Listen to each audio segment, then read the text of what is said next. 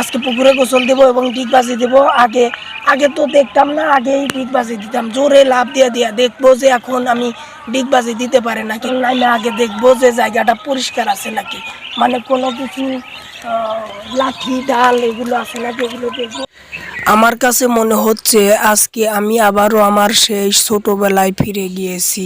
আজকে এরকম মনে হলো এই ডিগবাজির মাধ্যমে বা গোসলের মাধ্যমে। তো আমি কিন্তু এখন কিন্তু ডিগবাজি দেবো, ঠিক আছে? ডিগবাজি ছোটবেলা দিছি, এখন পারবো কিনা জানি না। হ্যাঁ, বিসমিল্লাহ বিসমিল্লাহ।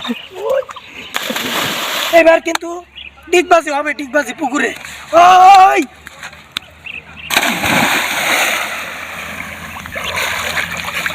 বন্ধুরা, ছোটবেলা যারা যারা ডিগবাজি দিচ্ছেন এইভাবে অবশ্যই কমেন্ট করে জানাবেন আর ভিডিওটা লাইক দিবেন।